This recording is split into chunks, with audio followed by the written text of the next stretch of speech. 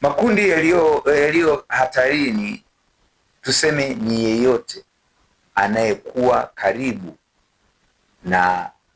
mzoga au mtu ambaye ana maambukizi ya mpox.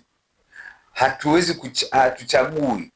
Ugonjwa huu haujasema kwamba unachagua rika fulani zaidi kuliko ni rika jingine, lakini hata hivyo sayansi inasema watu wenye kinga zilizo chini ni rahisi zaidi kupata maambukizi. Hapo unawakuta watu wenye magonjwa sugu, watu wanaoumwa kwa wakati ule, hata kama sio ugonjwa sugu, lakini watoto wadogo, watu wazima wenye umri mkubwa, na hata yule ambaye tunasema yupo karibu na mgonjwa, na yeye yupo katika rika au yupo katika aina ya watu ambao wanaweza wakapata maambukizi kirahisi.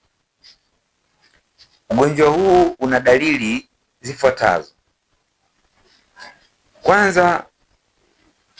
mhisiwa anakuwa na vipele, malengelenge au vidonda kwenye mwili, hasa mikononi na miguuni, kifuani, usoni na wakati mwingine hata sehemu za siri. Pamoja na dalili hizo za vipele katika maeneo mbalimbali ya mwili niliyoyataja, lakini mtu huyu pia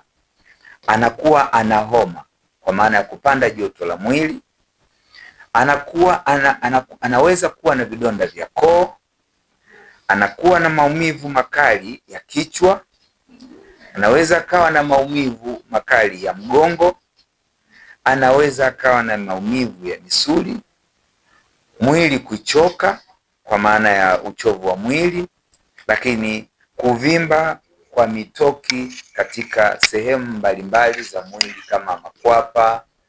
shingoni, lakini pia hata katika pacha za mapaja. Ugonjwa huu